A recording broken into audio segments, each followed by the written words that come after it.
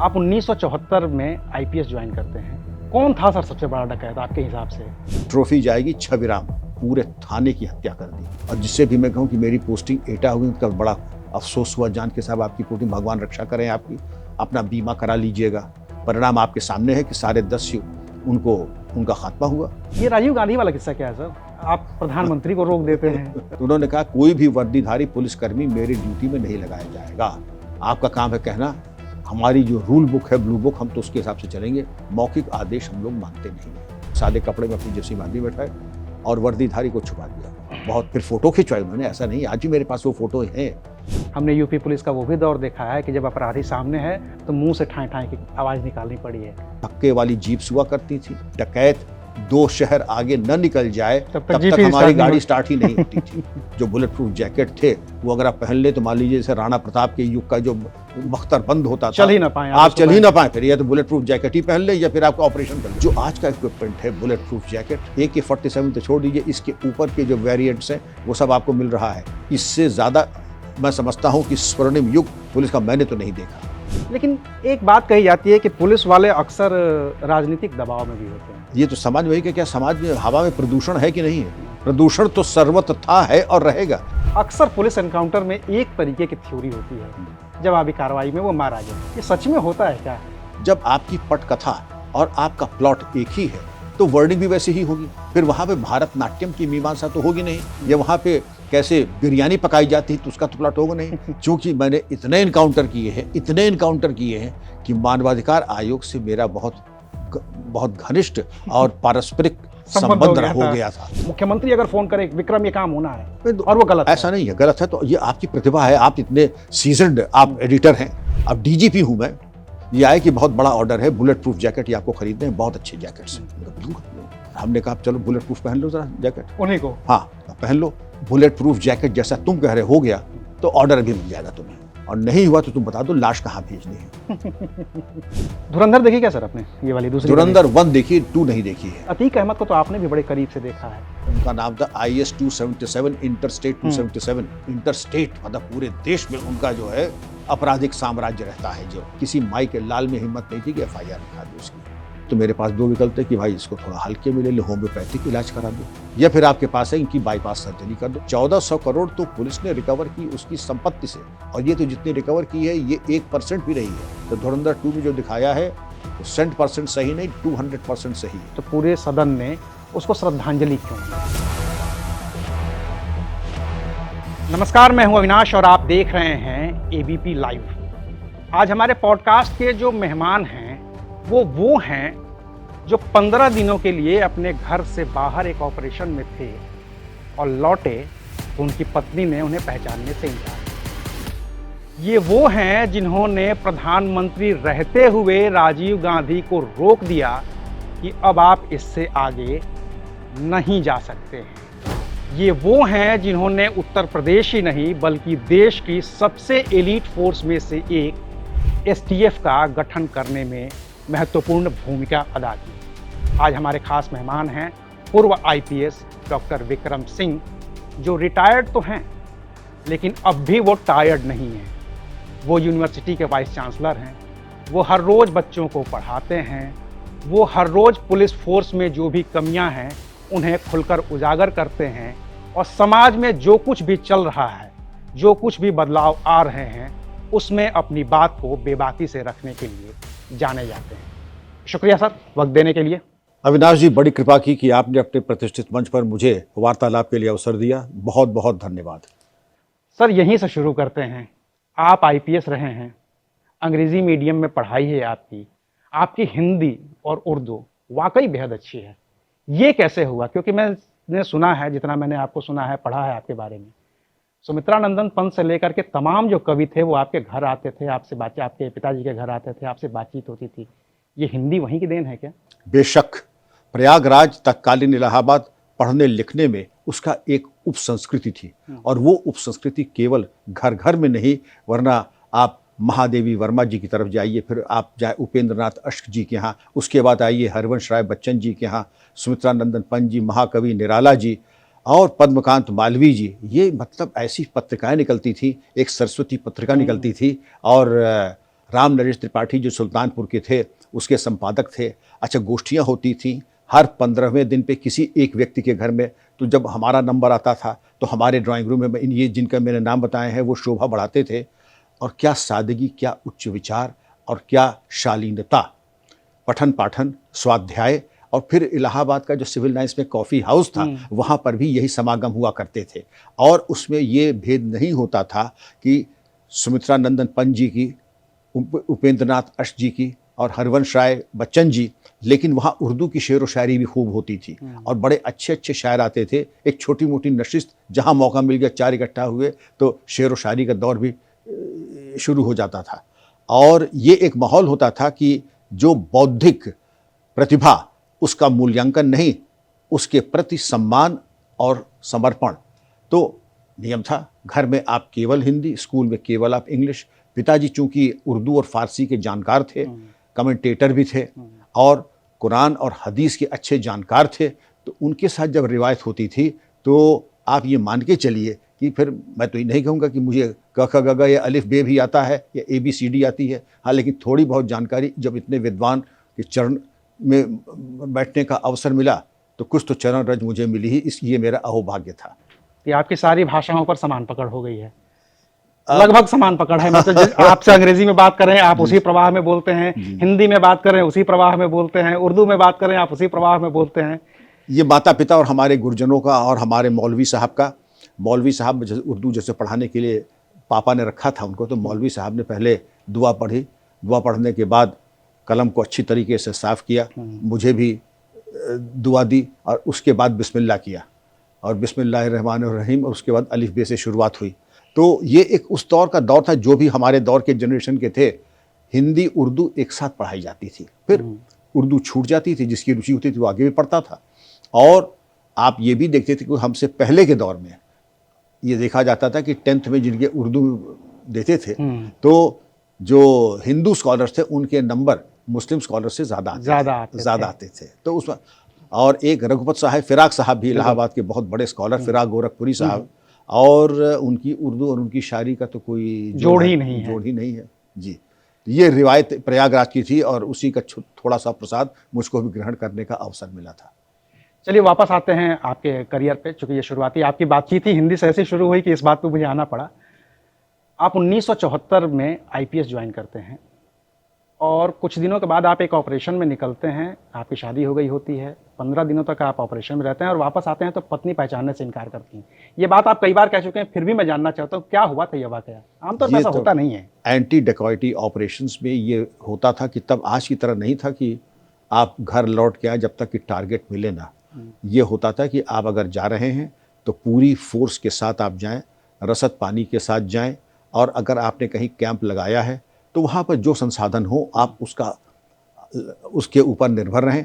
और मुख्यालय से समय समय रसद चली जाती थी, और नहीं जाती है तो जो भी खेत में मटर आलू शकरकंदी हो रही है उससे काम चलाइए।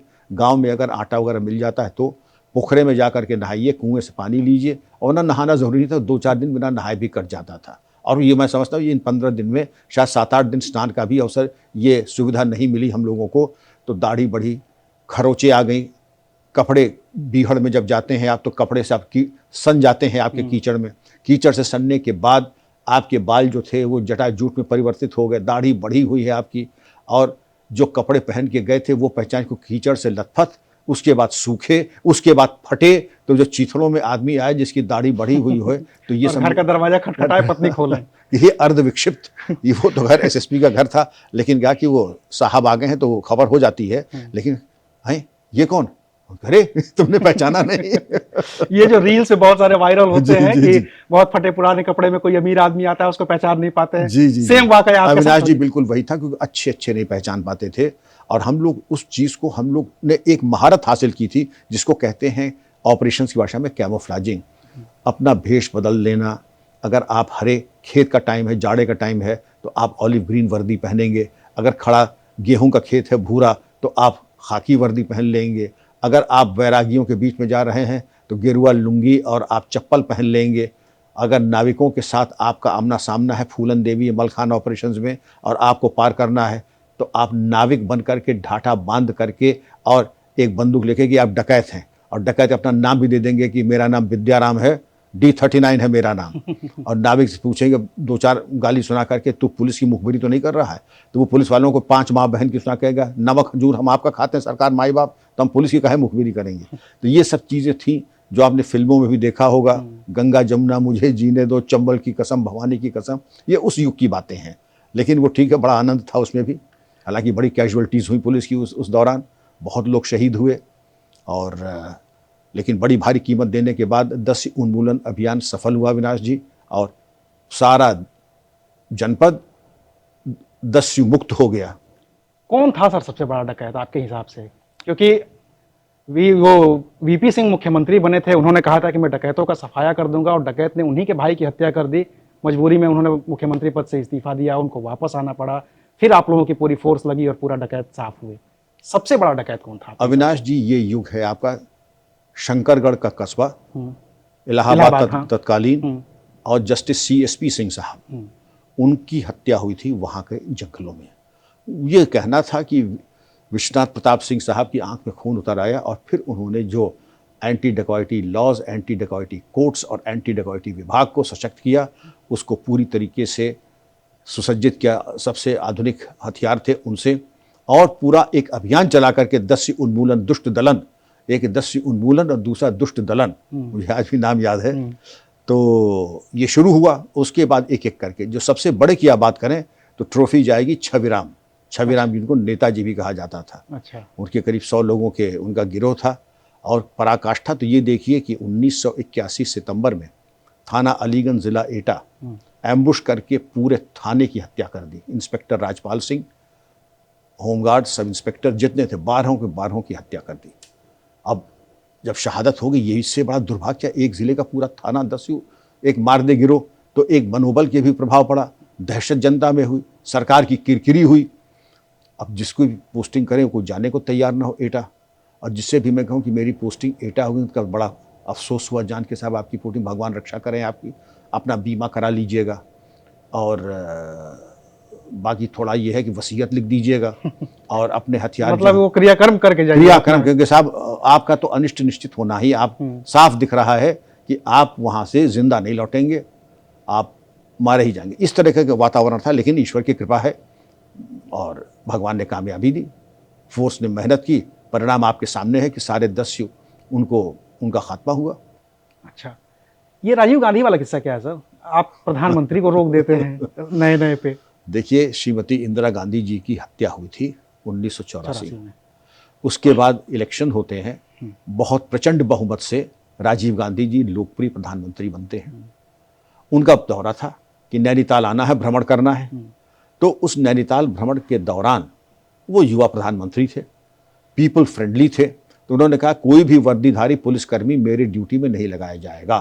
मान लिया, कोई नहीं लगाया जाएगा, आपका काम है कहना, हमारी जो रूल बुक है, ब्लू बुक, हम तो उसके हिसाब से चलेंगे, मौखिक आदेश हम लोग मानते नहीं हैं। तो राजीव गांधी जी, अगर आप नैनीताल कई बार गए होंगे, आपने देखा होगा राजभवन पहाड़ी की ऊंचाई पे है, सेंट जोसेफ्स के आगे, और वहां से राजीव गांधी जी एक रस्ट करके बड़ी पावरफुल जोंगा नई आई थी, खुद चला रहे थे, बहुत बढ़िया बंद गले का कोट, रेबैन चश्मा, बगल में सम्मानिया सोनिया जी, पीछे दोनों बच्चे राहुल जी, प्रियंका जी, और एक बड़ा खूबसूरत कुत्ता, लंबे बाल वाला, शायद लैब्राडोर था, वो था। अब राजीव गांधी जी जैसे ही राजभवन से ठंडी सड़क पे उतरे और पहला वर्दीधारी दिखाई पड़ा, उन्होंने गाड़ी रोकी और तल्ख जबान में कहा, हु इज इंचार्ज हियर, कौन है इंचार्ज यहाँ पे? वहाँ पे मुख्यमंत्री से लेकर के सभी थे। तो मुख्यमंत्री आया है, अब तो डीजीपी, मुख्यमंत्री ने डीजीपी से कहा कि भाई आप इंचार्ज थे जाके, तो डीजीपी ने आईजी जोन से कहा, आईजी जोन ने डीआईजी साहब से कहा, डीआईजी साहब ने मुझसे कहा ठीक है, मैं तो इंचार्ज ही हूँ उसको। मैंने जाके सैल्यूट किया, यस सर। तो अंग्रेजी में उन्होंने कहा, did I not ask you not to put a single constable in uniform? का यस सर। का in spite of my clear instructions you choose to disobey my orders? आपने कहा ये तो sir, your security is of paramount importance and we can not take chances and the rule book says otherwise, the deployment has to be there, it is not a matter of choice. अब मैं भी युवा था, शायद मुझे अपनी बातें और संतुलित कहनी चाहिए थी, वो भी परिवार के साथ थे, शायद तुर्की बतुर्की उनको। अब उनका आखिरी जो सेंटेंस था ये मुझे आज भी याद है बिल्कुल। Well if you insist on spoiling my day I am going back. अगर तुमने निर्णय कर ही लिया कि मेरे दिन का तुम सत्यानाश करोगे तो मैं वापस जा रहा हूं। और गुस्से में आके उस पावरफुल जोंगा को पतली सी ठंडी सड़क में जो घुमा करके किच किच किच किच टायर की जलने की आवाज़ और वो मोहर्रम की रगड़, यू टर्न ले लिया उन्होंने। यू टर्न लिया और चले गए। मुख्यमंत्री जी सामने आए, झुक करके प्रणाम किया। ये एक ट्रक पीएसी ले जाओ, अपने पास रखो, हमें ज़रूरत नहीं है। सबके चेहरों पे हवाइयाँ हुई। मतलब प्रधानमंत्री और इतना लोकप्रिय प्रचंड बहुमत से आने वाला, ये मान के चलिए कि अब कुछ भी हो सकता है, मुख्यमंत्री से लेकर के एसएसपी तक का।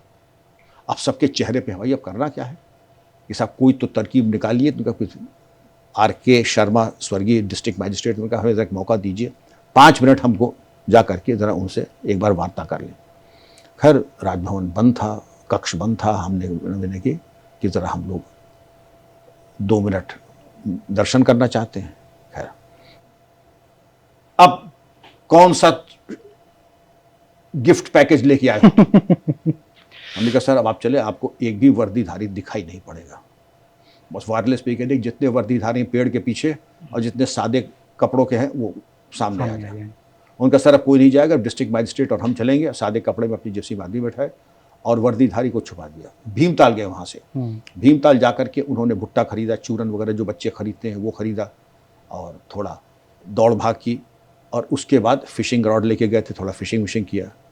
2-3 घंटे के बाद हम लोग वापस आए। यहाँ सबके चल हनुमान चालीसे का पाठ और सुंदरकांड का पाठ चल रहा था कि अब क्या होगा। कुछ की तो गई नौकरी, कुछ की तो गई नौकरी। इसका संकट के बादल साफ दिख रहे हैं सामने। अब इसके बाद अविनाश जाते हैं, भाई क्या हुआ वहाँ पे, मूड कैसा था उनका? भाई भुट्टे का कितने भुट्टे लिए? उनका 4 भुट्टे लिए थे। पूरे खाएंगे? हाँ लगभग पूरे खाए। उसके बाद क्या हुआ? चूरन भी खरीदा। ये मुझे मालूम नहीं कि खाया कि नहीं खाया, तो हम लोग फासला रखते थे। प्राइवेसी, किसी की निजता भंग करने का उद्देश्य नहीं था। परिवार है, दूर से हम लोग देख रहे थे। मछली, तो मछली में कांटा तो डाला था कि मछली मिली कि नहीं मिली? तो मछली तो नहीं मिली। तो तुम काहे बात के एसएसपी हो, तुम क्यों नहीं व्यवस्था कर सकते थे कि मछली पकड़ जाए? हमका ये अभी ट्रेनिंग में हमारे अभी नहीं है कि प्रधानमंत्री या तो मछली पानी से ऊपर आ जाए, हम पहले इसी कांटे में फंसवा करके उसको पकड़वा दें। ये अभी तक तो, लेकिन हाँ आइंदा के लिए मैं ख्याल रखूंगा कि ऐसा भी कोई तरीका अगर हो तो पकड़ी पकड़ाए मछली, वो रॉड पकड़ा दूँ मैं। बहरहाल बहुत अच्छा कि, लेकिन जब वहाँ पर आए राजभवन में तो बहुत खुश। उनका Vikram, sorry you were right and I was wrong, sorry for firing you. अरे इतना कहना तो सर, अरे भाई जरा मैं भी तो उस हाथ का स्पर्श कर लूँ जिसको भारत का प्रधानमंत्री सॉरी कह रहा है। तो एक वो समय था जब उन्होंने धमका लिया था, मुझे डांटा भी था। तब तो कोई अगल बगल खड़ा नहीं था, सब बिल्कुल जैसे मालूम पड़ता, सब मतलब बलि का बकरा आपको बनाया गया। जी जी जी। लेकिन परमात्मा की जैसी इच्छा थी, बहुत फिर फोटो खिंचवाई उन्होंने। ऐसा नहीं, आज भी मेरे पास वो फोटो हैं। आज भी मेरे पास वो फोटो हैं कि पूरे परिवार के साथ, पूरे परिवार, सोनिया जी, राजीव जी, हम और डिस्ट्रिक्ट मैजिस्ट्रेट। फिर उनका भाई आप लोगों की लेडी वाइफ्स कहाँ हैं? उनका सर वो घरों पे हैं, तो बुलवाइए उनको। तो घर नज़दीक थे वहाँ पे, आपने देखा कि डीएम का घर लगा हुआ है, एसएसपी, तुरंत बुलवाए वो लोग। फिर वो भी फोटो शूट वगैरह बाकायदा पूरा हुआ। यूपी पे लौटते हैं सर, उत्तर प्रदेश पे। हमने यूपी पुलिस का वो भी दौर देखा है जब यूपी पुलिस के पास हथियार के नाम पर जो सबसे बेहतर हथियार होते थे वो 303 राइफल होती थी। हमने यूपी पुलिस का वो भी दौर देखा है कि जब अपराधी सामने है और पुलिस के हाथ में सिर्फ डंडा है, हथियार नहीं है, तो मुंह से ठाएं ठाएं की आवाज़ निकालनी पड़ी है। और आज हम यूपी पुलिस का वो भी दौर देख रहे हैं कि कोई भी अपराधी अपराध कर रहा है और 24 घंटे के अंदर कम से कम टांग पे तो गोली खा ही जा रहा है। ये बदलाव कैसे आया है? प्रबल इच्छा शक्ति और समर्पण और एक जुनून। प्रबल इच्छा शक्ति और जुनून। इच्छा शक्ति हो, जुनून हो तो भी आप पेपर टाइगर हैं। इच्छा शक्ति और जुनून दोनों अगर एक साथ है तो आप आसमान के तारे तोड़ के लाके दे सकते हैं। आपने वेपन की बात की, 303 तो फर्स्ट वर्ल्ड वॉर का हथियार है, उसके पहले से चल रहा था, लेकिन यूपी पुलिस तक ये चला है, 1990s तक चला है 303। पूरे एंटी डेकॉइटी ऑपरेशंस, ये 7.62 SLR हमें मिली थी, बड़ा खूबसूरत वेपन है। लेकिन मैं 303 के लिए कहूँगा कि वो भी आपकी एम्बेसडर गाड़ी है, वो धोखा नहीं देगी, पहुंचा देगी, धीमे धीमे पहुंचाएगी, लेकिन पहुंचा जरूर देगी। रुकावटें मिनिमम, आप जानकारी है, 5 राउंड की मैगजीन है, 2 मॉडल उसके आते हैं, Mark 1, Mark 2। लेकिन अगर आपने एक बार हाथ सद गया, मेरा सर्वप्रिय वेपन जबकि SLR आ गया था, AK-47 आ गई थी, फिर भी मैं इस्तेमाल 303 करता था, जिसको कहते हैं कि शब्दवेदी बाण मारने वाला वो वेपन था। वो बिल्कुल सॉलिड, जिसको कहते हैं टैंक की तरह, और इतना कॉन्फिडेंस उसकी आवाज़ दोनों की। 303 की भी और SLR की भी। अगर आप अंधेरे में बीच जंगल में चला रहे हैं, उसकी आवाज़ आप YouTube पे देखिए। मैं चाहूँगा जिनको बंदूकों का शौक है वो 303 की आवाज़ और SLR को सुने, बिल्कुल लगता है कि जैसे ज़मीन अब कांपने लगेगी। अगर बर्स्ट फायर आप कर दें तो अच्छे खासे डकैत अगर अनाड़ी किस्म के हैं वो वैसे ही सरेंडर कर देंगे। तो ये आपकी जो आया कि बेस्ट वेपन है, और बेस्ट वेपन ही नहीं, आपकी बेस्ट वाहन। क्योंकि जब ऑर्गेनाइज्ड क्राइम STF का गठन हुआ तो हमारे पास तब भी धक्के वाली जीप्स हुआ करती थी, जिसे कि जब मालूम पड़े कि बैंक लुट रहा है तो जब तक वो बैंक लुट करके डकैत 2 शहर आगे न निकल जाए तब तक हमारी गाड़ी स्टार्ट ही नहीं होती थी। उन गाड़ियों को बदला, हाईटेक बनाया, वेपन्स लिए। पुलिस कर्मियों की शिक्षा दीक्षा के बारे में पहले कांस्टेबल ये था कि अपने दस्तखत कर ले या थोड़े बहुत जो है लिख पढ़ ले। ये जो हमारे थानों में रहते थे हेड मॉडरेट वगैरह, लिखा पढ़ी थोड़ी कर लेते, इतना ही ज्ञान था। आज पुलिस में 2 कांस्टेबल्स नोएडा पुलिस के ऐसे हैं, एक लड़का कर रहा है AI में PhD और एक साइबर सिक्योरिटी में PhD कर रहा है। आप समझ सकते हैं कि शिक्षा दीक्षा का स्तर कांस्टेबल्स का आज जो है हमारे ज़माने के IPS के बराबर अगर नहीं है, उससे ऊंचा ज़रूर होगा। और बराबर तो मैं कह ही रहा हूँ। हमारे कांस्टेबल्स BTech, LLB, MTech और इस तरीके की शिक्षा दीक्षा वाले, MBA तो सैकड़ों मिल जाएंगे आपको। ये कांस्टेबल्स की बात मैं कर रहा हूँ। ये फ़र्क क्यों आया सर? मैं यही समझना चाहता हूँ कि आपके समय की जो यूपी पुलिस थी, जैसा कि आपने बताया ही कि लिखना पढ़ना नहीं आता था, और अब की यूपी पुलिस की आप बात कर रहे हैं जिसमें कांस्टेबल MBA हैं, जिसमें कांस्टेबल AI में PhD कर रहा है, तो सोच लीजिए कि SP SSP की डिग्री क्या होगी उनके पास। ये बदलाव ये राजनीतिक इच्छा शक्ति है या पुलिस के अंदर से ही आया है कि यार कुछ तो गड़बड़ था पुराने ज़माने में और हम चलते हैं इसको ठीक अब करते हैं? शिक्षा पर आपको देखें कि जो शिक्षा पर बल दिया जाता है, कुशाग्र होना, व्यावसायिक दक्षता के ऊपर, तो एक तो क्वालिफिकेशन से बहुत जोर दिया जा रहा है। और कांस्टेबल जिंदगी भर क्यों पढ़ रहा है? कांस्टेबल तो होना था, हो गया।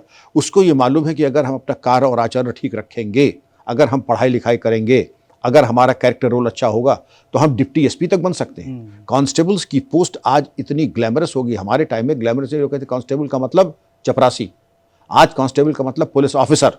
आप किसी भी कांस्टेबल से आज का जो भर्ती हुआ 10 साल में, वो ऑफिसर तब भी था, लेकिन ऑफिसर अपने को समझता नहीं था। आज वो अपने को ऑफिसर समझता है। और उसकी शिक्षा दीक्षा, आप उसकी लाइफस्टाइल देख लें। आज के कांस्टेबल की पुलिस लाइन में जाइए, लाइफस्टाइल वैसी ही है जो 30 साल पहले IPS ऑफिसर की थी, वो उसके घर में आपको AC भी मिल जाएगा। 2 व्हीलर तो खैर सभी के पास है, 4 व्हीलर मिल जाएंगे। आप उसकी लाइफस्टाइल लगभग वो वही खाना खाता है जो कि एक DG खाता है।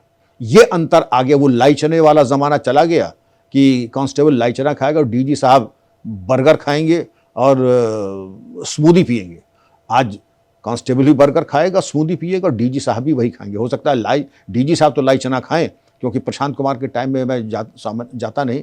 DG ऑफिस जब गया तो लाई चना और गुड़ आया। हमने कहा मुझे बहुत खुशी है कि DG ऑफिस में अब तुमने ये नियम बनाया है कि लाई चना और गुड़, क्योंकि मैं भी अपने टाइम में लाई चना ही रखता था, गुड़ नहीं रखता था। क्योंकि ये जो बेसिक खाना है हम लोगों का, जब हम लोग ऑपरेशन में जाते थे तो चना चबैना ही लेके जाते थे, मूंगफली लेके जाते थे, लंबे समय तक टिक जाता था, पौष्टिक था, प्रोटीन की डिफिशियंसी नहीं होती थी।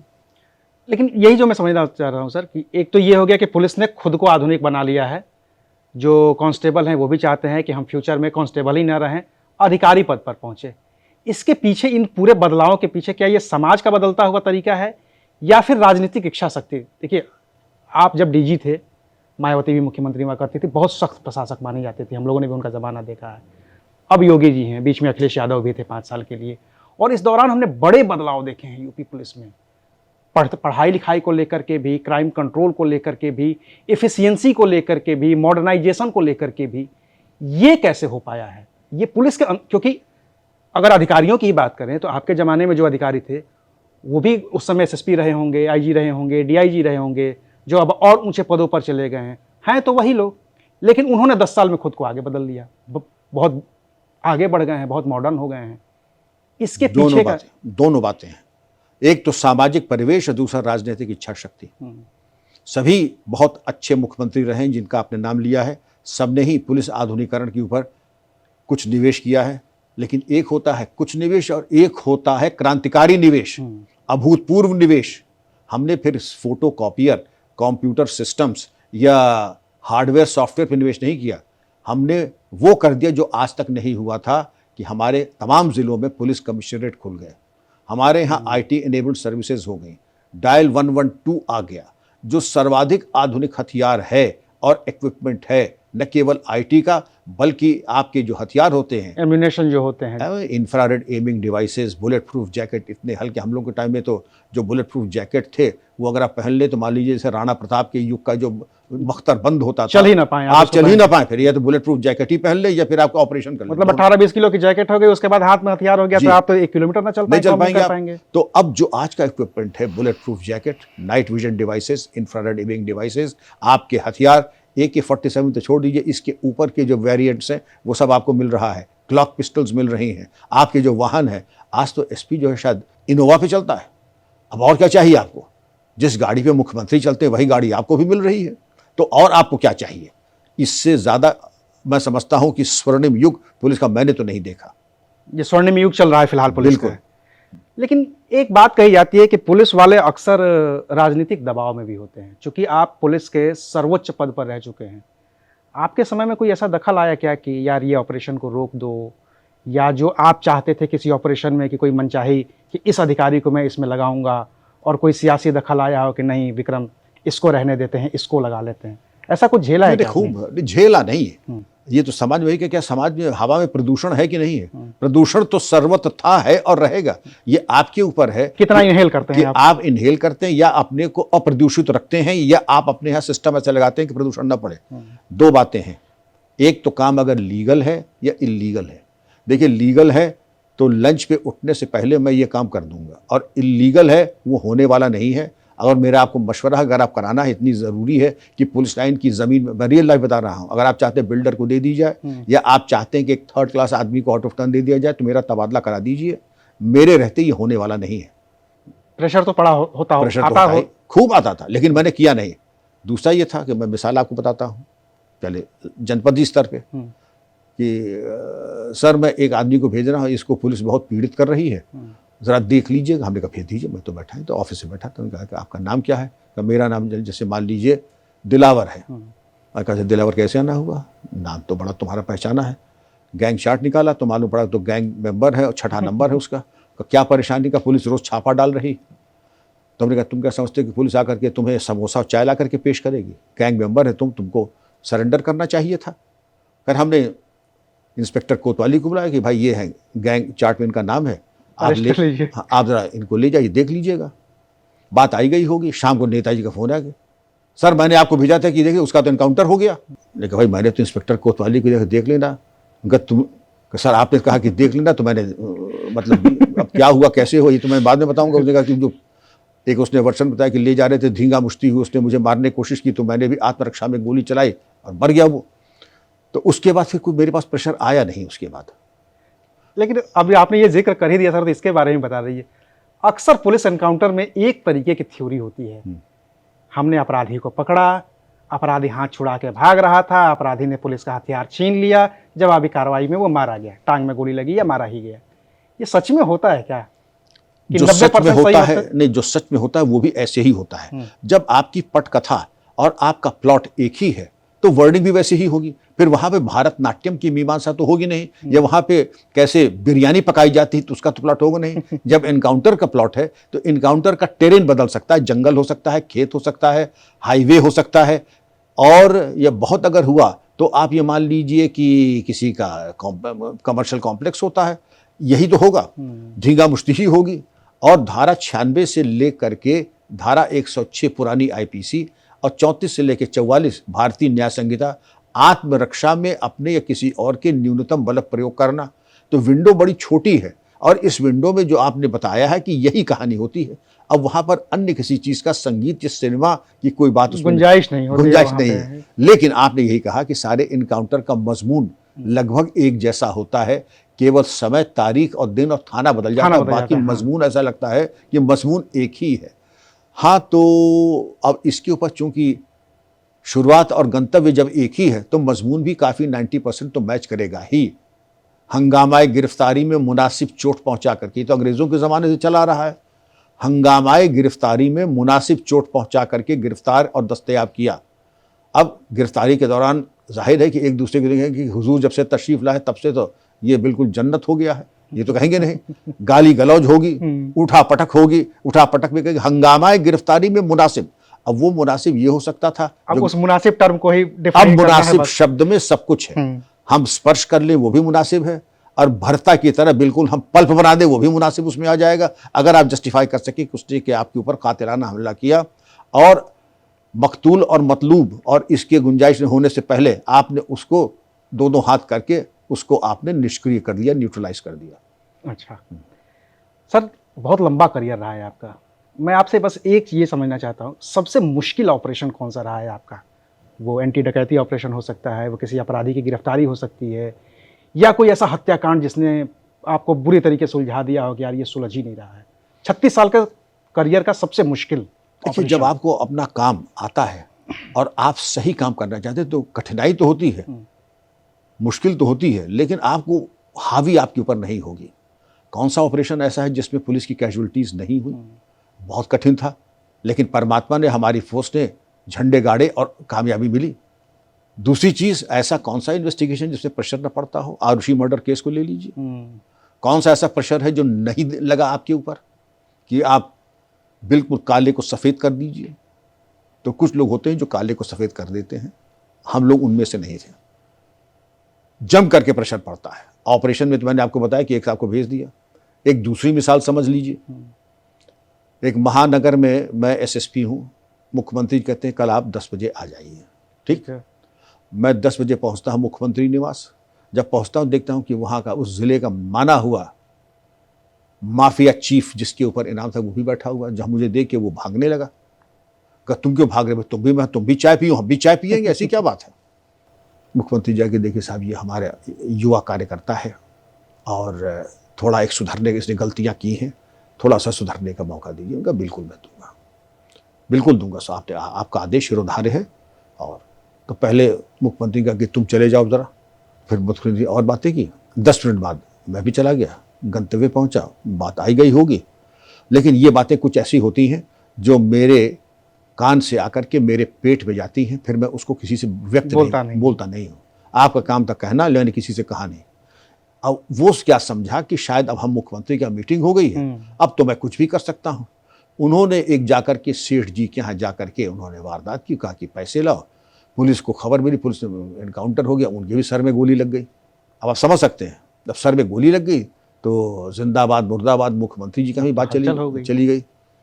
तो बात इतनी ही सी हुई तो यही कहा गया कि साहब, ये कहा गया था कि कोई सुधरने का मौका दिया जाएगा। ये नहीं कहा गया था कि आप डकैती डालें, जबरन धन वसूलें तो हम बख्श देंगे तुम किसी को नहीं, चाहे कोई भी हो, बख्शा तो नहीं जाएगा।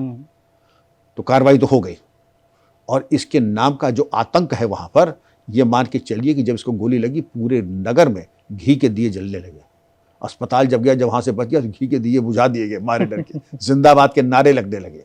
तो उस तरीके का आतंक था। तो प्रेशर तो होगा, ये आपके ऊपर है कि आप प्रेशर कितना झेल सकते हैं, कितना मानेंगे। हमने जिंदगी में पहले ही कुछ बना लिया था, प्रेशर मैं मानता नहीं हूँ। जो सही है वो होके रहेगा, जो सही नहीं है वो होने वाला नहीं है।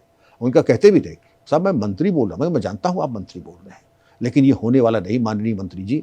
बेहतर ये होगा कि कम से कम भाई, तो फिर भाई साहब फिर कैसे हो सकता है कि मेरा तबादला करा दीजिए। बिल्कुल हो जाएगा, मैं नहीं करूँगा। क्योंकि जैसे जैसे आपकी रैंक बढ़ती जाती है, आपका प्रेशर, आप एसपी होंगे तो विधायक का फ़ोन आता होगा, सांसद का फ़ोन आता होगा, एसएसपी होंगे तो मंत्रियों का फ़ोन आने लगेगा, डीजीपी हो गए तो आपके मुख्यमंत्री का फ़ोन आने लगेगा। क्यों नहीं?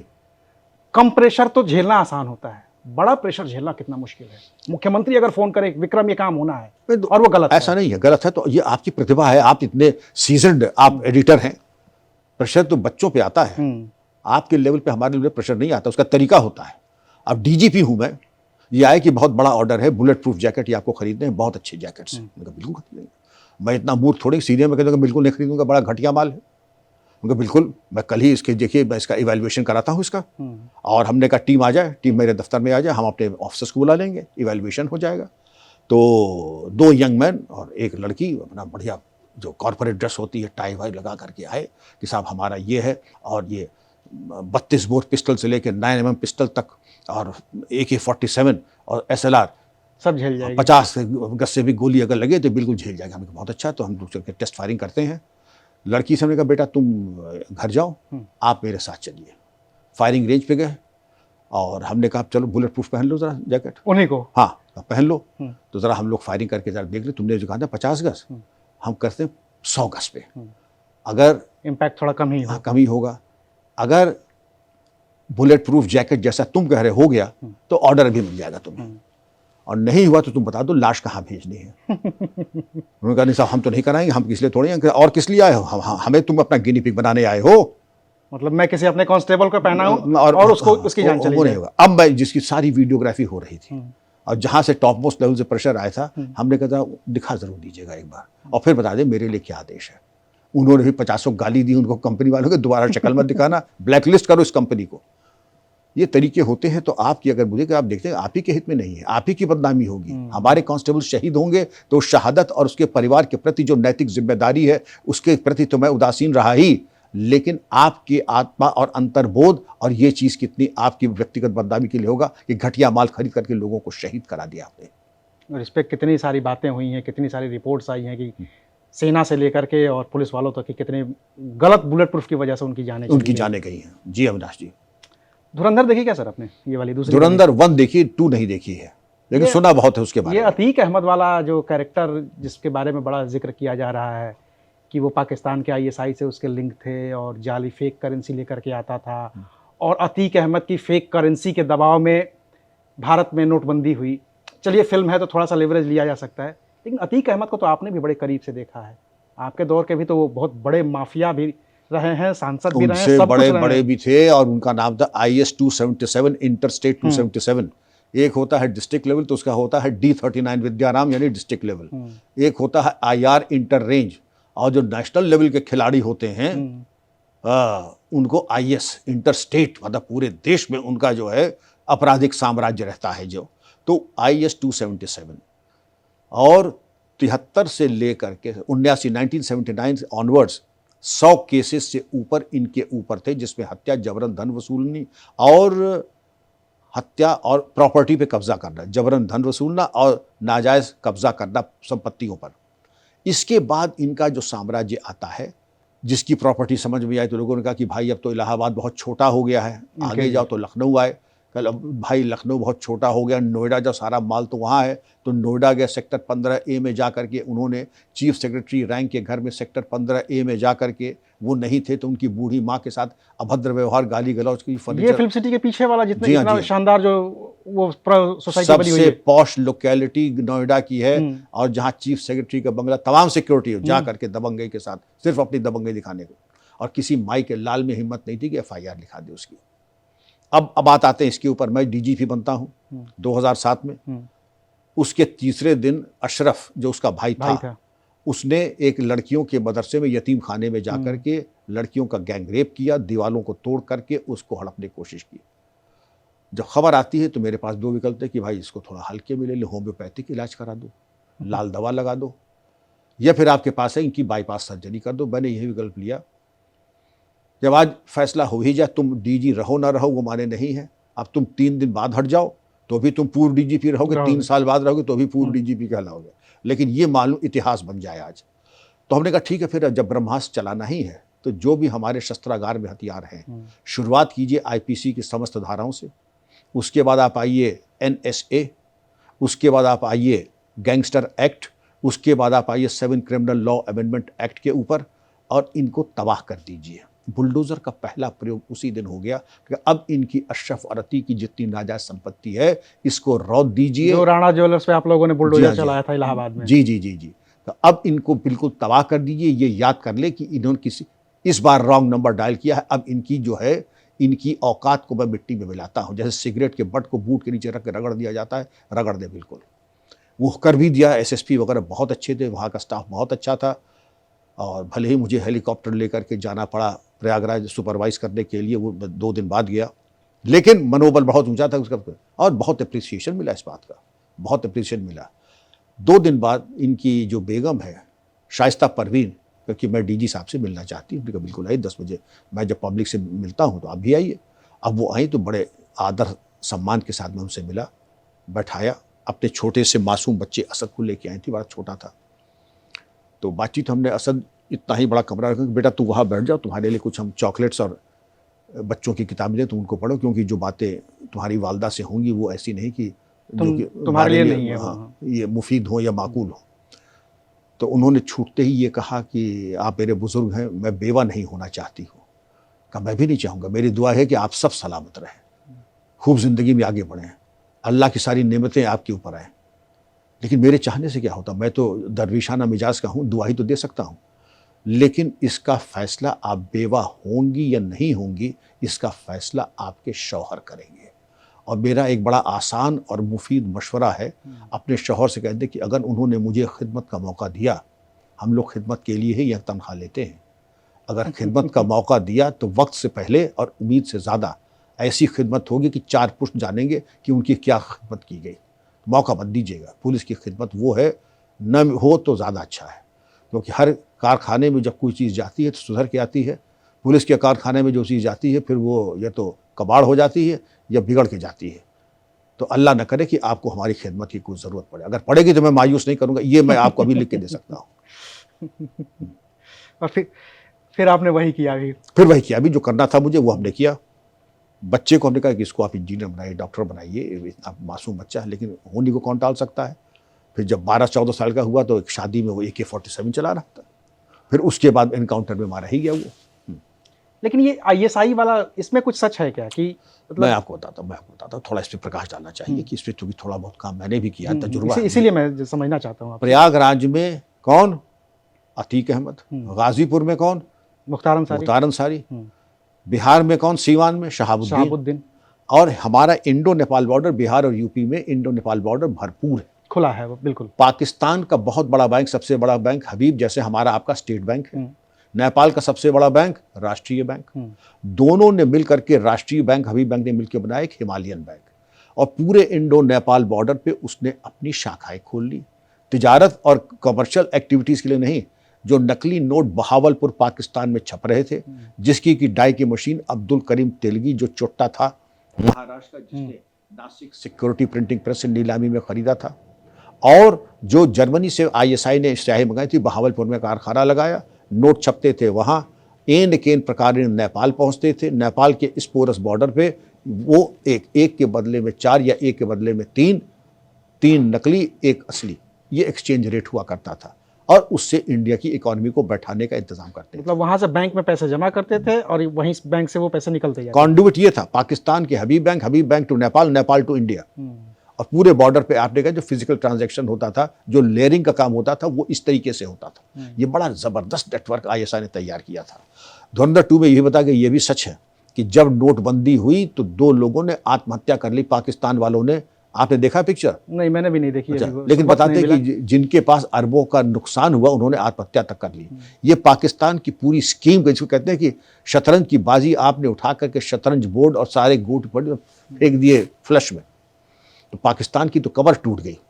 वरना इनकी हैसियत आप देखिए, कानपुर में आप देखिएगा जो YouTube पे है, इसकी जब ये नॉमिनेशन करने जा रहा था, जो डिफेंडर से आया था, वो उसी समय पहली बार हम लोगों ने नाम सुना था उस गाड़ी का। और कितनी गाड़ियां थी इसकी गिनती नहीं। पूरा कानपुर में ट्रैफिक जाम था, पूरे 24 घंटे तक वो जाम नहीं खुला।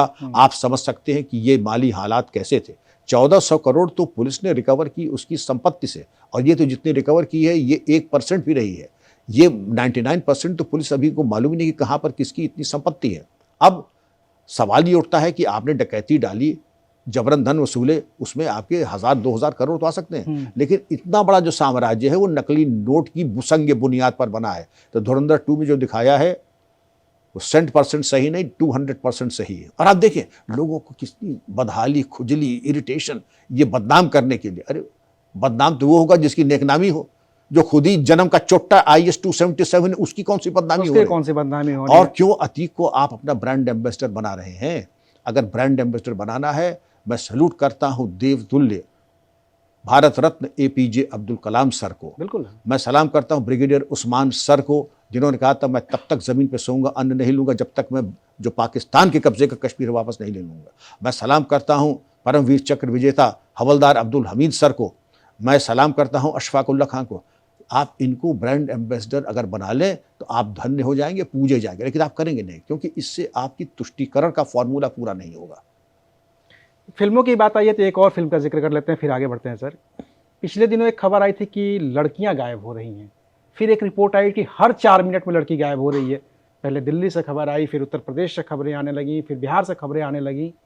बाद में तो पता चला कि ये जो पूरा का पूरा लड़कियों के गायब होने का सिस्टम है, ये एक फिल्म के प्रमोशन के लिए है। लेकिन इसमें कुछ तो फैक्ट रहा है। आपके इस वक्त में भी ऐसा दौर आया था ना कि जब लड़कियां गायब हो रही थी, लड़कियां नहीं, बच्चे और बच्चे गायब हो गुमशुदगी, रहे थे। हाँ, बच्चे गायब हो रहे थे और उन बच्चों के गायब होने में लड़कियों की संख्या ज्यादा ज्यादा थी।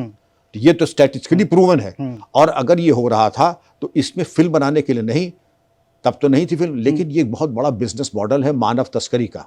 मानव तस्करी के साथ साथ ह्यूमन ट्रैफिकिंग के साथ साथ प्रोस्टिट्यूशन के साथ साथ ऑर्गन का फिर तो आप ये समझ लीजिए कि एक अगर बच्ची को आपने किडनैप किया, जब मान लीजिए आपने 25 बच्चियों को किडनैप किया, तो आपने उसको मेड सर्वेंट की तरह इस्तेमाल किया, आपने उसको ह्यूमन ट्रैफिकिंग में इस्तेमाल किया, प्रोस्टिट्यूशन में इस्तेमाल किया, और जब बूढ़ी हो गई तो आपने ऑर्गन आदि के बारे में भी आपने बेच बाच करके उसको कैनिबलाइज किया। अब सवाल ये उठता है, बच्ची एक और कमाई के जरिए इतने तो आप समझ सकते हैं कि ये बिजनेस मॉडल कोई बहुत ही राक्षस प्रवृत्ति का कोई होगा जिसकी कार्य योजना में ये आता होगा। संतोष का विषय ये है कि अब ये सारी चीज़ें इनका अनावरण हो रहा है, और इसीलिए जिसको देखिए कश्मीर फाइल, केरला फाइल्स, धुरंधर 1 इतनी आलोचना क्यों हो रही है? कहीं ऐसा न हो बाढ़ का पानी उन तक पहुंच जाए जो इससे लाभान्वित हो रहे हैं और जो कह रहे हैं। अगर आप गौर से कुरेदें, जिनकी हैसियत 50 साल पहले 2 कौड़ी की थी, आज उनकी हैसियत क्या है? मैं इतनी हो सकता है कि स्वस्थ व्यापार किया हो सकता है कि ठीक ठाक व्यापार किया हो, लेकिन अब आप अगर अतीक अहमद ही आपके अलमबरदार हैं और उनकी अतीक की चप्पल सर पर रखने चल रहे हैं, मैं समझ नहीं पाया कि आपकी क्या मजबूरी है इतने शातिर दिमाग के डकैत और हत्यारे की चप्पल अपने सर पे आप लेके चल रहे हैं। लेकिन सर इसमें एक चीज़ ये है कि बहुत सारे जो लोग हैं वो इसको प्रोपेगेंडा बता रहे हैं। चाहे आप धुरंधर 2 को देख लीजिए, कश्मीर फाइल को देख लीजिए, केरला फाइल को देख लीजिए, पर्टिकुलरली अतीक अहमद पे ये बात लोग कर रहे हैं। ये इतना ही बड़ा अपराधी था, तो जब अभी बजट सत्र की कार्रवाई शुरू हुई तो पूरे सदन ने उसको श्रद्धांजलि क्यों दी? फैक्ट तो आप कैसी बात कर रहे हैं? ये सब टोकनिज्म है। ये सब तो अंग्रेजों के जमाने में जब फांसी होती थी हत्यारे को, बलात्कारी को जब फांसी होती थी तो हमने भी वो दिन देखा है, लाश को सैल्यूट किया जाता था। आपकी जो परंपराएं हैं वो परंपरा आप थोड़ी तोड़ देंगे। अंग्रेज थे फायरिंग स्क्वाड, आप जाके देखिए, the other side of midnight, शायद मैं बता दूं। पहले कहते हैं फायरिंग स्क्वाड से आपको मारा जाएगा। फायरिंग स्क्वाड से जब मारते हैं पहले चेक करते हैं सांस आ रही कि नहीं, और उसके बाद सैल्यूट करते हैं उसको, लाश को। लाश की है वो अतीक अहमद की नहीं, जो परंपरा है, जो मर गया उसको श्रद्धांजलि है। बतौर सांसद वो संसद में रहे हैं इसलिए वो एक परंपरा रही, वो अतीक अहमद को नहीं, वो परंपरा को सर गया। अब जिसको को हम गोली मार रहे हैं और 2 मिनट बाद देख रहे हैं कि सांस चल रही है कि नहीं, उसका उस लाश को सैल्यूट कर रहे हैं, वो लाश को सैल्यूट हो रहा है। वही मैं समझता हूँ कि लाश का सैल्यूट है ये। अच्छा सर, ये बताइए यूपी में आपकी नज़र में सबसे बड़ा अपराधी कौन है, अभी या पहले? श्री प्रकाश शुक्ला, मुन्ना बजरंगी? नहीं, मुन्ना बजरंगी सबसे बड़े अपराधी थे आपके। ये जो पाप आत्मा है आपके अतीक मुख्तार, ये इनके आप इनका आर्थिक टेस्ट क्या सबसे बड़ा किसको आप कहेंगे जिसकी मतलब, कुंडली सबसे ज्यादा हो? क्योंकि मैं इसलिए देख रहा हूँ कि श्री प्रकाश शुक्ला को तमाम लोग मानते हैं इसलिए क्योंकि एसटीएफ जैसी एक एलिट संस्था बनानी पड़ी बिल्कुल अलग से, सर्विलांस लाना पड़ा बिल्कुल अलग से, तो वो शातिर अपराधी था इतना बड़ा कि पूरी यूपी की पुलिस फोर्स को। आप ये बताइए कि अतीक के गिरोह में कितने श्री प्रकाश आ जाएंगे? उसकी माली हालात में अतीक के, ये मुख्तार अंसारी की माली हालात में कितने श्री प्रकाश आ जाएंगे? वो सही था, एक था। लेकिन पश्चिमी उत्तर प्रदेश की अगर गैंगस्टर से मैं तो हमेशा रहा, तो वहाँ पर ऐसे 10 श्री प्रकाश निकाल आते हैं। वो कुछ था साइकोपैथ, कुछ उसकी पब्लिसिटी, कुछ उसका महिमा मंडित होना, टेरर था, शातिर अपराधी था। लेकिन ये कहते हैं कि श्री प्रकाश की काट, ये मुख्तार अंसारी, अतीक अहमद या शहाबुद्दीन का क्रिमिनल रिकॉर्ड देख लीजिए। और इसके अलावा कामेश्वर बैठा पश्चिम वाला नहीं, कामेश्वर बैठा तो नक्सलाइट था, जिसके ऊपर 5 लाख के नाम था। कामेश्वर बैठा और सूरज भान जो आज मेंबर ऑफ पार्लियामेंट है। तो आप ठीक है, श्री प्रकाश बड़ा था, लेकिन इनके सामने ये श्री प्रकाश जो थे वो पूर्वी उत्तर प्रदेश लेवल के प्लेयर थे, इंटरनेशनल प्लेयर वो नहीं थे। जिनका मैं नाम ले रहा हूं ये इंटरनेशनल प्लेयर्स हैं। तो फिर क्यों एसटीएफ बनानी पड़ी सर? फिर तो यूपी पुलिस आराम से मार सकती थी। नहीं, आप देखिए उसके तमाम कारण थे। श्री प्रकाश शुक्ला एक कारण था, लेकिन संगठित अपराध जो ऑर्गेनाइज्ड क्राइम हुआ, ऑर्गेनाइज्ड क्राइम 90 से पहले नहीं था। ऑर्गेनाइज्ड क्राइम हुआ ही इसीलिए जब हुआ कि टेक्नोलॉजी का इंस्टीट्यूट, पढ़े लिखे क्रिमिनल्स आने लगे। आपने ये देखा होगा कि बबलू श्रीवास्तव से बड़ा क्रिमिनल ढूंढना भी बड़ा मुश्किल है। बबलू श्रीवास्तव, उसका दिमाग, और वो तो बड़े बड़े पाकिस्तान में बैठे हुए हाफिज और इन लोगों को भी भयाक्रांत रहते बबलू से। उसका गैंग जब कैलकाटा गया और उसके तमाम कहते जो लखनऊ का जो सरदार था और अर्चना शर्मा जो फिल्मों थी वो जो चलता था, तो ऑर्गेनाइज गैंग्स, पढ़े लिखे गैंगस्टर्स, सोफिस्टिकेटेड वेपन्स और फास्ट मूविंग व्हीकल्स, और क्राइम का पैटर्न बदल गया। जैसे आज क्राइम का पैटर्न बदल गया, साइबर क्राइम आ गया है। तो वो जब बदला था पैटर्न कि साहब जंगलों में रहेंगे, बीहड़ में रहेंगे, 12 बोट चलाएंगे और घोड़े पे बैठेंगे, वो ज़माने ख़त्म हुए और अर्बन गैंगस्टर्स आ गए। श्री प्रकाश शुक्ला भी एक प्रमुख कारण था, लेकिन ये कहते हैं श्री प्रकाश शुक्ला ये अंडरवर्ल्ड के कैप्टन थे, कैप्टन थे ना वाइस कैप्टन थे, ये शूटर थे बेसिकली शूटर थे, साइकोपैथ किलर थे। हजरतगंज में खुले चौराहे पे गोली चला देते, दरोगा पे मार देंगे, चैलेंज कर देंगे और ये कर देंगे, और अपने जो है सुपीरियॉरिटी को ले करके उस पर हम कुछ भी करते। तो साइकोपैथ किलर था, लेकिन औकात अगर आपको देखनी बड़ा तो उसका क्राइम का टर्नओवर देख लें। क्राइम का टर्नओवर मुख्तार का, अतीक का या बाकी और उनका टर्नओवर तो देखिए, और उनके टर्नओवर के बाद उनके गैंग की साइज देखिए। इनके गैंग थे सैकड़ों में, उनकी फायर पावर आप ले लीजिए। क्योंकि लोग कहते हैं कि मुख्तार हो या अतीक हो या सूरजभान हो या कामेश्वर बैठा हो, कामेश्वर की नहीं, ये 3-4 जो लोग हैं, ये लोग शुरुआत अपराध से किए और जब इनको लगा कि रिस्क है तो ये पॉलिटिक्स में आ गए। श्री प्रकाश शुक्ला के साथ दुर्भाग्य ये हुआ, जो उसको चाहने वाले बहुत सारे लोग हैं वो कहते हैं, आज भी हैं, वो ये कहते हैं कि यार उसको, वो पॉलिटिक्स में जब तक आता उससे पहले ही वो मारा गया। अगर वो रहता पॉलिटिक्स में आ गया होता तो शायद वो कुछ और हो गया होता। ये ऐसी, अब वो तो उनका अपना अपना मत हो सकता है, लेकिन क्रिमिनल तभी तक रहता है जब तक 10 करोड़ की औकात नहीं होती है। 10 करोड़ के आने के बाद तो वो गरीबों का मसीहा, रॉबिन हुड, अब क्या क्या बना दें आप उसको, आप क्या बना दें उसको। जैसे नहीं कहते मुख्तार के लिए कि गरीबों का मसीहा, रॉबिन हुड, तो श्री प्रकाश शुक्ला के पास भी जब 10-20 करोड़ आ जाते तो क्या आश्चर्य है उसमें कि वो भी जो बन जाता कि गरीबों का हमदर्द, अमीरों का सरदर्द, युवा हृदय सम्राट, क्या क्या हो सकता है। सब हो सकता है, युवा हृदय सम्राट हो गया होता बिल्कुल, जिस तरीके के उसकी पर्सनालिटी थी जी। अच्छा सर, एक चीज और है, यूपी पुलिस की अभी हम बात कर रहे थे, आपने कहा कि इस समय बेस्ट समय है उत्तर प्रदेश पुलिस का, और यही वो समय है जब उत्तर प्रदेश पुलिस की ठोको नीति की आलोचना होती है। यही वो समय है जब जिस पैटर्न की हमने बात की कि एक तरीके का पैटर्न दिखता है कि वो भाग रहा था, पुलिस ने एनकाउंटर कर दिया, फिर बहुत सारे मानवाधिकार में ये इश्यूज जाते हैं, और फिर बहुत सारे डिफेंस में पुलिस को थोड़ा सा बैकफुट पे आकर के बयान देना पड़ता है।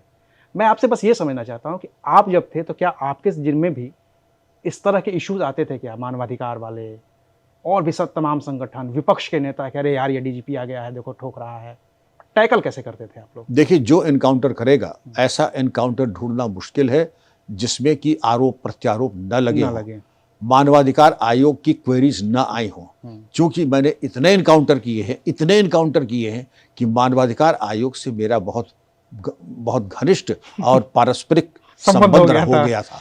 यहाँ तक हो गया था कि अगर मैं किसी मानवाधिकार कॉन्फ्रेंस या सेमिनार में जाता था तो लोग यहाँ तक कहते कि सर आप यहाँ कैसे आना हुआ? भाई मानवाधिकार सम्मेलन है, सेमिनार इसमें आया हूँ। सर जी मानवाधिकार है, आपकी तो छवि बिल्कुल दूसरी, मानवाधिकार के जो आप विलोम हो सकता है, आप मानवाधिकार का कोई भी ग्रह आपके अंदर नहीं है, तो आप यहाँ कैसे कि शाकाहार सम्मेलन में घोर मांसाहारी कैसे आ गया? तो ये था। लेकिन मानवाधिकार सम्मेलन में भी जाते थे। जस्टिस वेंकट चलैया भी थे, एक बार उन्होंने मुझको बुलाया, और बुला करके मैं जब गया तो मैं समझा कि पता नहीं कुछ होगा, कोई काम होगा। तो वो खड़े हो गए, उनका गुड मॉर्निंग मिस्टर सिंह। हमने कहा खड़े होने की क्या जरूरत है, गुड मॉर्निंग मिस्टर सिंह। कहाँ एक डीआईजी, कहाँ former chief justice of India, please sit down sir. अब मुझे और अटपटा लगा, sir what will you have, tea or coffee? Whatever milord will have I will. अब मुझे लगा कुछ मामला जो है दाल में कुछ काला गड़बड़ है। उन्होंने पूछा would you not like to know why I am so courteous and polite to you?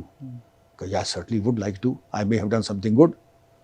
What you have done is that you are the biggest contributor to human right violations in the country.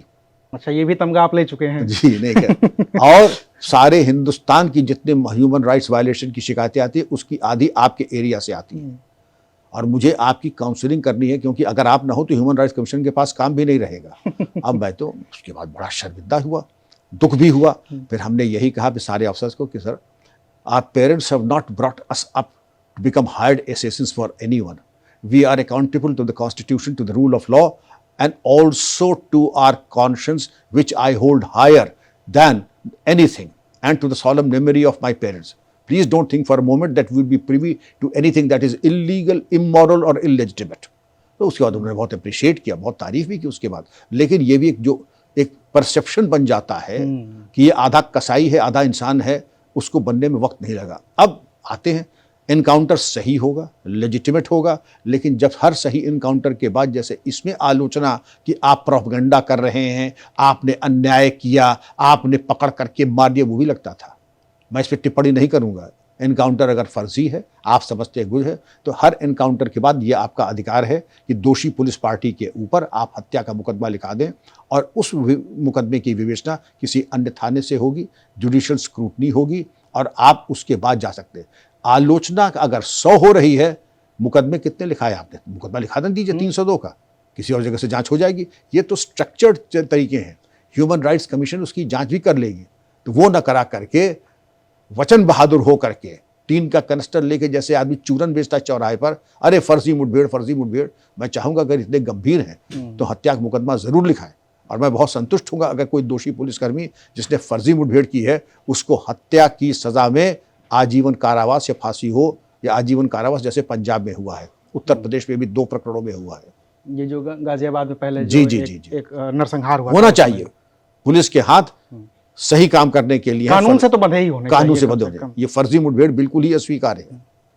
एक चीज और बताइए sir, अगर आज आपको DGP फिर से बना दिया जाए, एक बड़ा बदलाव आप उत्तर प्रदेश पुलिस में कौन सा करना चाहेंगे इस समय की? चूंकि जो आप कह रहे हैं कि सरकारी इच्छा शक्ति भी है, सरकार की नीयत भी है और आप अब डीजीपी हैं, एक बड़ा बदलाव आपको फैसला करना है कि इससे उत्तर प्रदेश पुलिस पूरी तरीके से बदल जाएगी। हर जिले में टॉप 10 क्रिमिनल्स, हर जिले में टॉप 10, ज्यादा बड़े नहीं, 11वां नहीं, 10 टॉप 10 सेंसेशनल केसेस, इनका हिसाब मुझे 30 दिन में चाहिए। फास्ट ट्रैक कोर्ट में डालें, चाहे कुछ करें। जो टॉप 10 क्रिमिनल्स हैं उनका हिसाब हमें चाहिए। जेल के बाहर अगर हैं तो कहाँ है, क्या है, मुझे चाहिए। एक तो ये। दूसरा, महिला सुरक्षा को लेकर के बहुत अच्छे काम हुए हैं, विमेन पावर लाउन ही, लेकिन इस दिशा में यात्रा भी लंबी है। उस दिशा में किसी सक्षम महिला अधिकारी को मैं नॉमिनेट करूंगा हर जिले में। कि एक बात देखिए, मैं भी हूं, मेरी पुत्री भी अगर कोई बात कहनी होती है तो अपनी माँ के जरिए मुझको कहती है। आप ये समझ लें कि एसएसपी बड़ा कुशल है, बहुत अच्छा है, लेकिन सामाजिक परिवेश ऐसा है, सामाजिक मान्यताएं ऐसी कि शायद बच्ची आकर के सहज नहीं होगी अपनी बात कहे। लेकिन उत्तराखंड ने एक चीज की है, महिला ऑफिसर्स को महिला स्कूलों कॉलेजों से भेजा, तो जहां पर जब पुरुष जाते थे तो एक कंप्लेंट नहीं आती थी, वहां बंडल के बंडल कंप्लेंट आई है। तो आपके चैनल के माध्यम से मैं कहूंगा, इतना जो महिला रिलेटेड क्राइम है उसमें अगर महिला ऑफिसर्स को आप आगे कर दें, न सिर्फ सुनने में बल्कि विवेचना में भी, तो आप देखेंगे कि ये जो मवाद अंदर भरा पड़ा है कितना निकल करके आएगा। आप खुद स्तब्ध रह जाएंगे। मतलब जो सहजता होगी अगर विक्टिम की उस पुलिस वाले से बात करने के बाद, तो शायद वो जो क्राइम हो रहा है उसकी पूरी प्रक्रिया आपको समझ में आ जाए कि हो कैसे रहा है। छेड़खानी से लेकर के दहेज तक ये तमाम चीजें हैं, वो सब जो है महिला पुलिस ऑफिसर के पास पहुंच जाती हैं।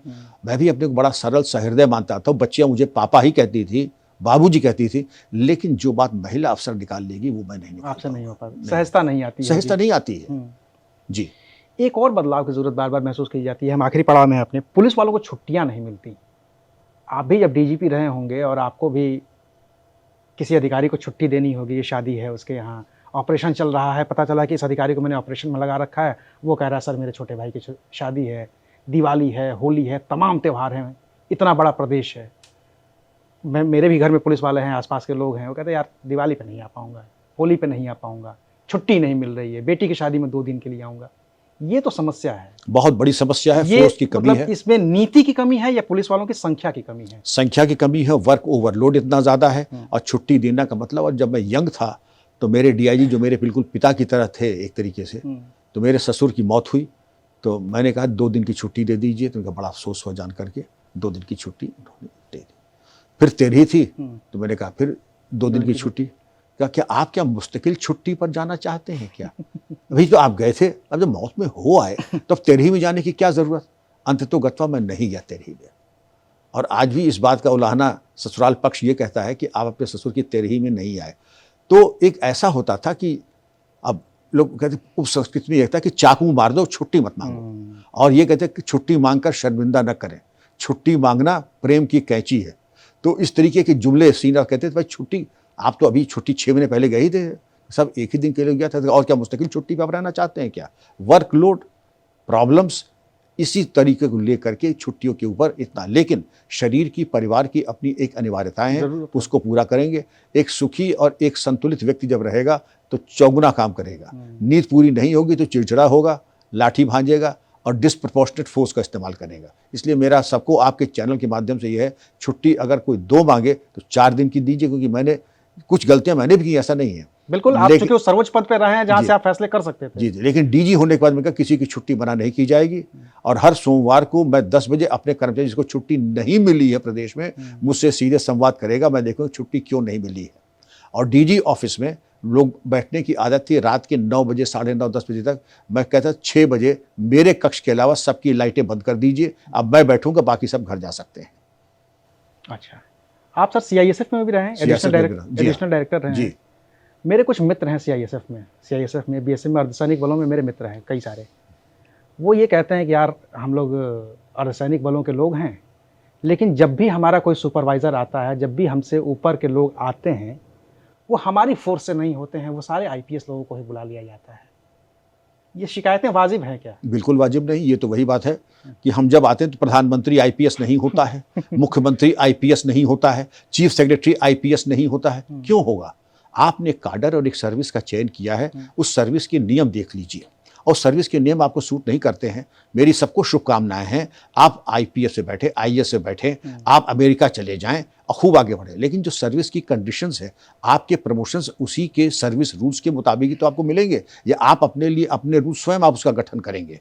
आज उस जमाने में जब मैं गया था तो बहुत अगर आगे गए तो डिपार्टमेंटल ऑफिसर्स तो आईजी तक जाते थे, एडीजी बड़ी मुश्किल से जाते थे। आज सिवाय टॉप पोजीशंस के लगभग सभी पोजीशंस हमारे बहुत ही कुशाग्र और व्यावसायिक दक्ष अधिकारियों को मिल रहे हैं। लेकिन आपको ये समझ लेना चाहिए कि सर्विस कंडीशंस के रूल्स के बियॉन्ड और सीपीएमएफ सेंट्रल पैरामिलिट्री फोर्सेस के स्ट्रक्चर को परिवर्तित करके उनमें आईपीएस ऑफिसर, वो सरदार वल्लभ भाई पटेल तत्कालीन गृह मंत्री की ये था कि स्टील फ्रेम में आईपीएस ऑफिसर की ऑल इंडिया स्ट्रक्चर देने के लिए ये जरूरी था, इसलिए उसकी अनिवार्यता है। आप न दें, सरकार बदल दे तो और भी अच्छा है, और मैं बहुत खुश होऊंगा।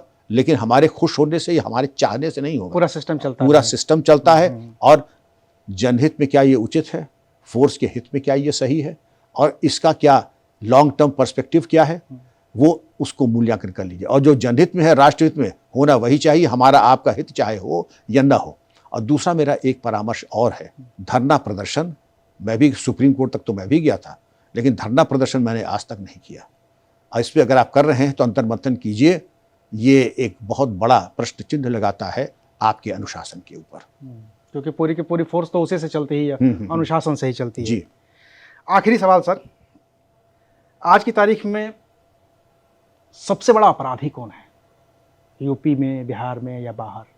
क्योंकि एक नाम हम बार बार सुन रहे हैं, गोल्डी बराड़। आपकी नज़र में सबसे बड़ा अपराधी कौन है, जितना आप देख पा रहे हैं अपने पूरे स्पैन को?